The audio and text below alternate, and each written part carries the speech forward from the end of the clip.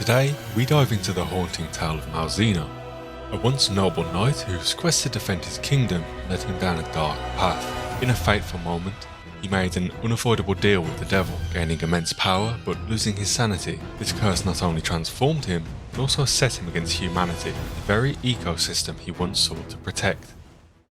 In the events of Monster Hunter Rise Sunbreak, we meet Malzeno, a brand new elder dragon intricately inspired by the legendary figure of Dracula.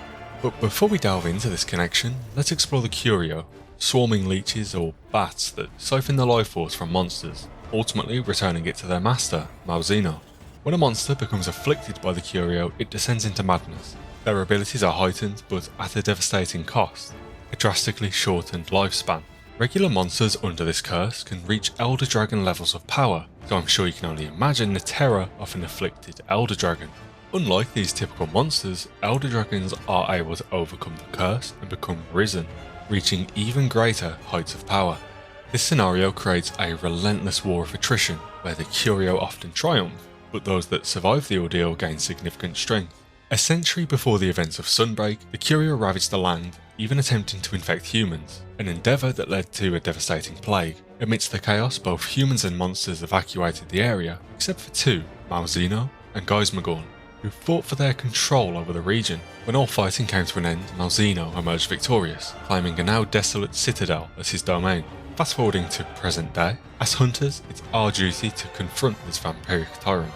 But when we defeat Malzeno, something strange happens. The Qurio begin to flee, echoing the behaviour we see when we vanquish afflicted regular monsters. The leeches appear to be returning to its host, but we thought Malzeno was the host.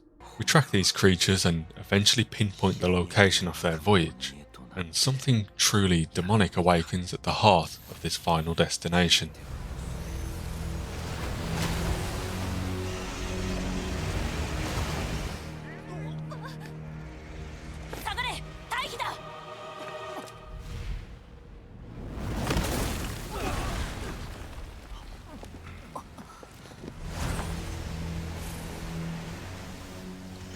Gaismagorm is discovered to be the true host, the originator of the Qurio. And might I add, what an incredible monster this is from a design perspective. He's constantly referred to as a demon, and he truly lives up to that moniker. Flames will emerge from his back as if he's truly born from hellfire. Despite this terrifying appearance, the protagonists are able to defeat the monster, but we're still left with so many questions. Gaismagorm is the true puppet master in this saga. Why was Malzeno able to wield the power as his own? It's not like he was afflicted, as he was the one commanding Qurio opposed to being plagued by them.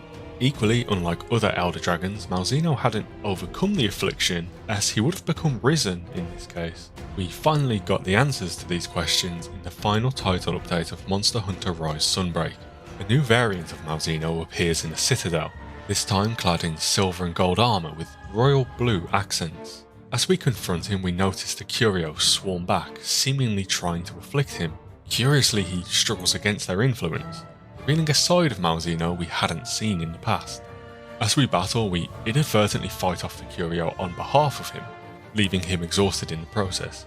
In a poignant twist, we discover that Malzeno was not the villain we thought he was. Instead, he was a noble protector scarred by the horrors of war.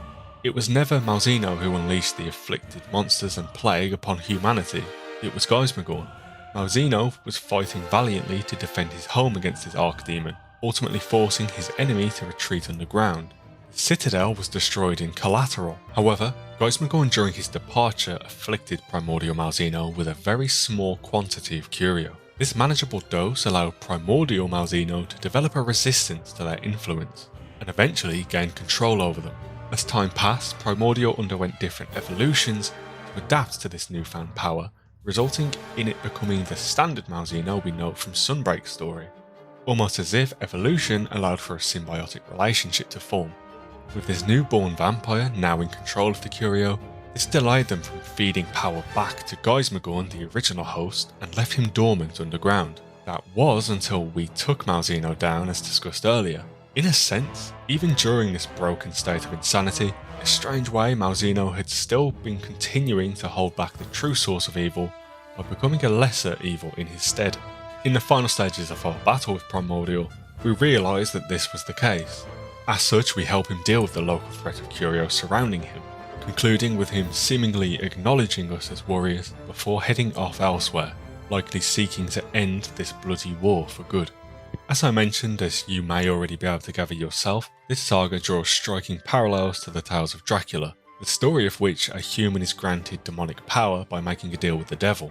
Whilst in this instance, the human, being Malzeno, refused the devil's power, the resemblance between stories and its influence is striking to say the least. Malzeno's vampiric design stands for itself from a visual perspective, but there are some cool intricate little details that I'd like to acknowledge.